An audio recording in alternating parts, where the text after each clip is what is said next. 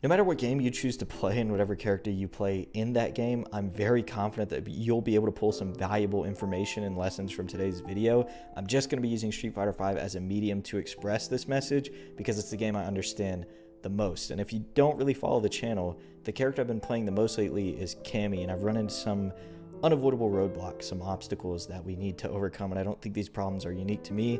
I actually think they're pretty common, and if you haven't run into them already, you might at some point. So I want to share my process and see how we can all become a little bit better together. But before we do, if you aren't subscribed already, I hope you'll scroll down and click that button for me, and if you don't end up enjoying this video by the end, just unsubscribe. It's free.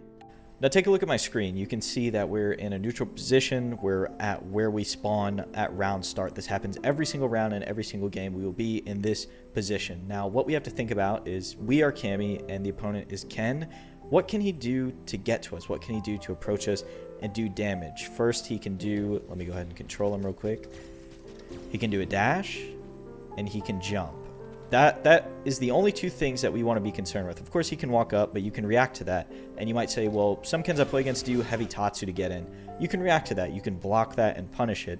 Or Ken might throw a fireball, but he's not approaching you with the fireball. He's throwing it, and then maybe he dashes afterwards. The dash is what he's using to approach you with. Or he's walking behind it or something, or walking after he threw it. That is what he's using to approach you. Walk or dash or jump. And that brings me to my first issue. I could say that I still have problems anti-airing, which I do, but I have a larger problem of just dealing with movement as a whole. I can't check dashes very well, and I can't anti-air very well. They just kind of get in for free, which is something you don't want, especially when you're playing a character like Cammy who has low HP, but we'll get to that in a second. And so a drill that you can do for this in whatever respective game that you play, they probably have, you know, the replay system and in the recording system, you record slot 1 as a jump, and then you can record slot 2 as a dash. And then what you do is you go to action playback, you set these both to on, and then you set it to display recording playback info to off, so you can't see what's going to happen. He's just going to do something, you have to react to it. And this drill will work for some people. Some people can sit in the lab all day and do this and then recognize the situation in a game, and it'll be like muscle memory.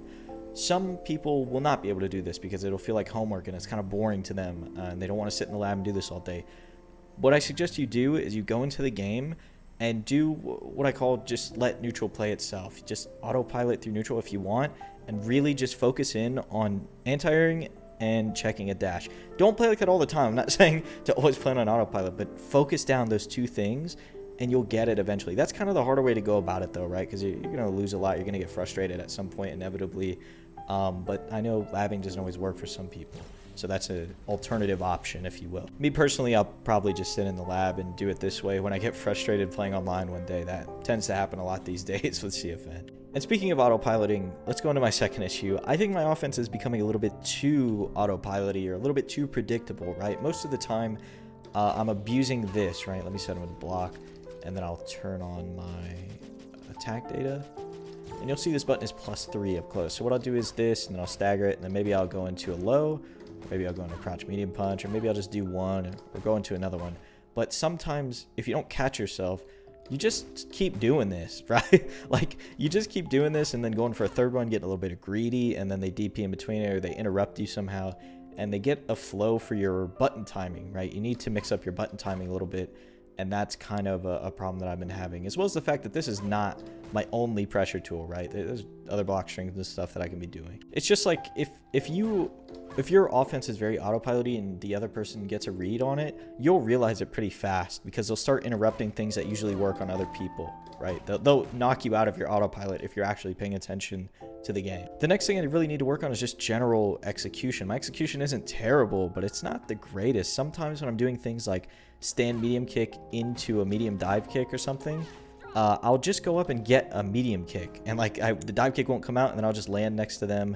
They didn't even block my jump in, so I don't have any advantage. I'm just standing here, and they'll either throw me or I'll tech, and then they'll, you know, hit me with something. It's just not a good situation to be in. It can be easily avoided by doing a couple dive kicks before you play and just getting some general execution practice. Another thing that happens a lot is when I'm trying to confirm crouch medium kick into a spiral arrow, I'll get DP or I'll get super, right? Like that. Just general execution things that I need to work on. Even DPing from crouching. I know there's shortcuts on the hitbox. I just don't use them. I usually just try and stand up and then DP, which might not be the best. Also, probably should just be standing a little bit more. A lot of the times I'm crouching in neutral and like kind of doing this walk and block thing, so I'm not ready to DP. My fingers are not ready to DP. It's just some very little general execution problems that can be fixed with some time and effort. Let's get to our grand finale, if you will. The biggest problem that I think I have playing this character specifically and playing kind of the archetype of glass cannon, characters with low HP but high damage.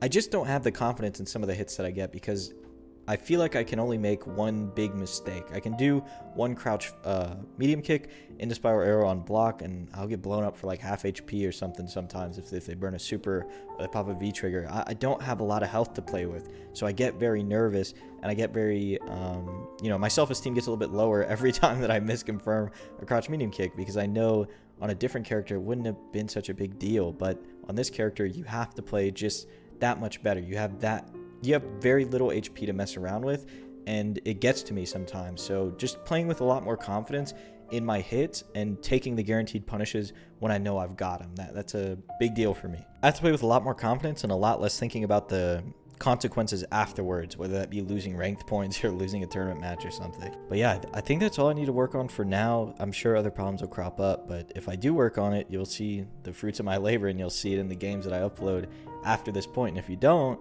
there won't be any changes, but I need you to hold me to it. And remember this video in a week or 2 weeks from now when I'm still missing anti-air. Just hold me to it, or else I'll forget about it and then we'll revert back to where we were. Thanks so much for watching, and if this helped you in any way, please consider subscribing.